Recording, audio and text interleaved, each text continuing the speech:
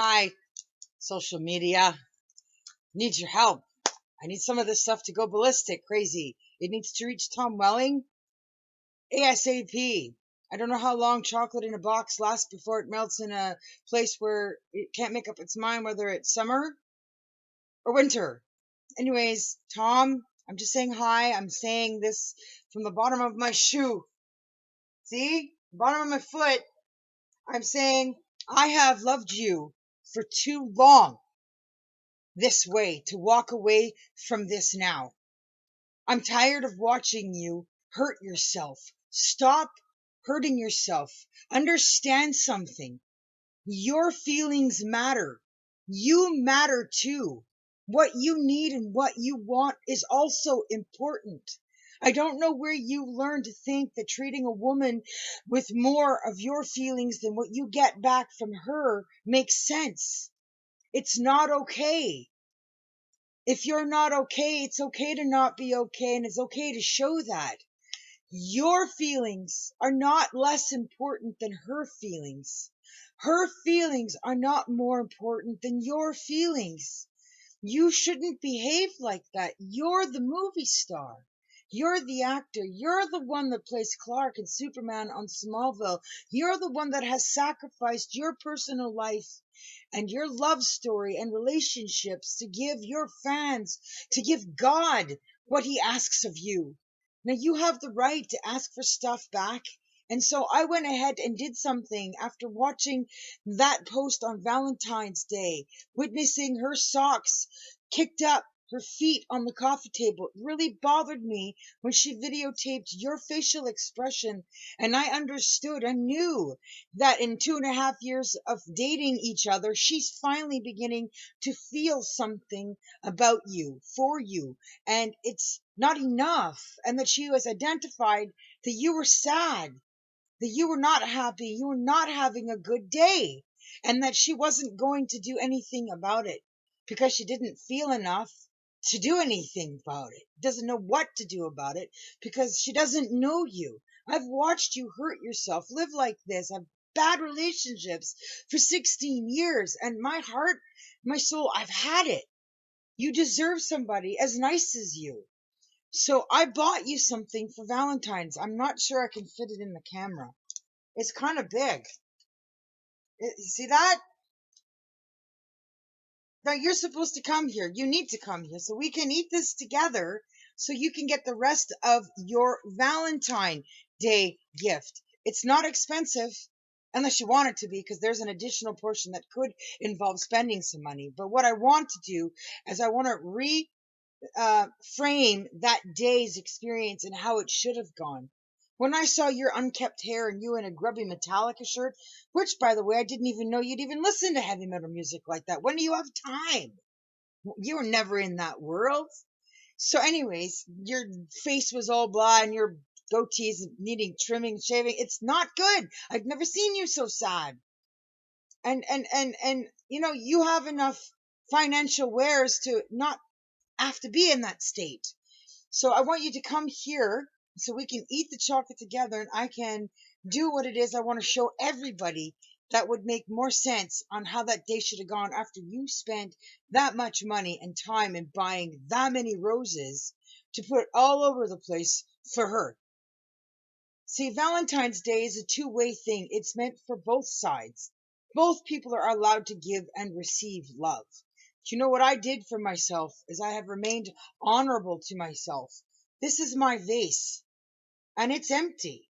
It was empty on Valentine's Day. It was empty prior to Valentine's Day, and it's going to remain empty because I've never had a Valentine's. I've spent my life trying to understand why I have been put through the things I've been through, and I've come to understand that it has partly to do with my acting career and my writing career and my creativity. And I know that that has to do with you, has to do with us and our karma.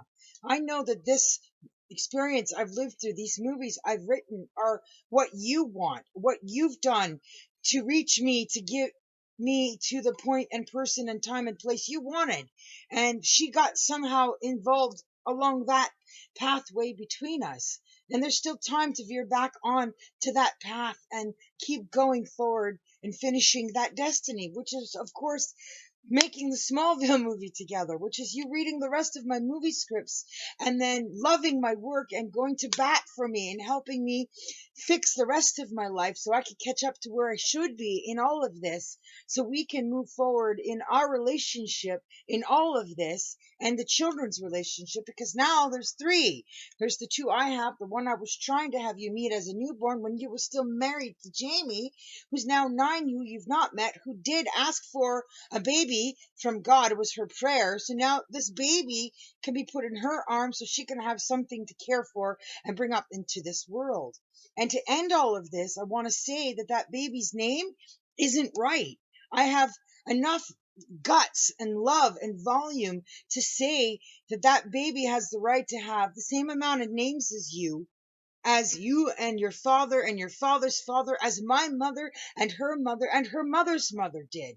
That we followed that royal protocol. We followed that way of life for a reason. Part of it was so we could find each other. Part of it was in order to find new souls, to find which one deserves a name that's different, that makes them a new person, a new born. Now, you've already named him Thompson, but you've named him without the P, and P is more official and more royal, and it's just silent. So the new name, or the proper name, if you guys were giving him enough love from the get-go and taking the time to think about this, would be like Lord Thompson Maxwell Wild Welling the Fourth, because he has the right to be your son, your junior. So he's allowed to grow up with the emotional impact and ratio of love that God gave you, the happiness you had as a child by the parents you were given, who still remain married to this day. And that doesn't happen often. It's like once every 50 years.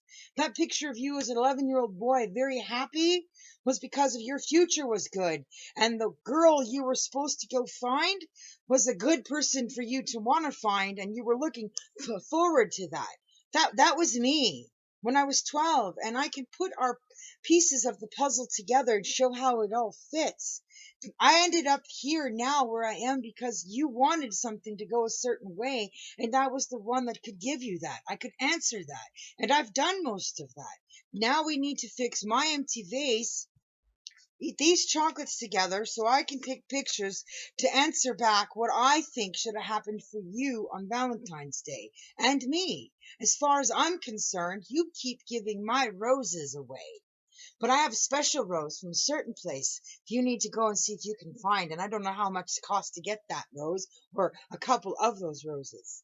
But when we come together, I will tell you about all that. Anyways, it's okay for me to embarrass myself because I'm still the Smallville movie writer and the Supergirl 2, 3, 4 writer, and my You've Got Mail 2 movie. And my career is still going to happen around you regardless.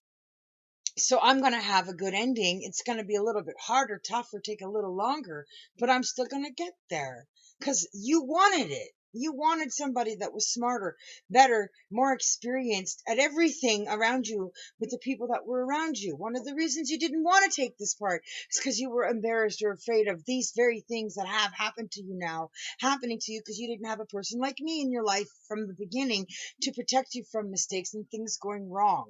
Don't want to see happen, but they have happened, and I can explain why they've happened, and then you'll be okay with it happening, and then we can fix it, right? So hurry up, watch this, forgive me. Well, I don't think you could be mad at anybody for very long that you like, so I definitely don't think you can be mad at me. But the point is, I want to be a part of your life and fix certain things you need to know that have transpired in my videos and posts through the years, since my reaching out to John Schneider and Michael Rosenbaum and starting to do my own online story.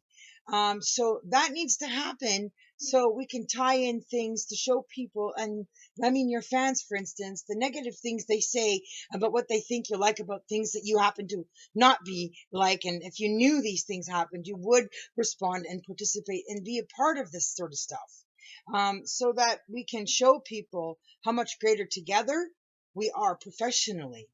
Um, it's not enough to be with somebody that's always equal and lesser than. Sometimes You need to find somebody that's just got a little bit more so they can take you by the hand, so they can lead you into a better future and make you a better person.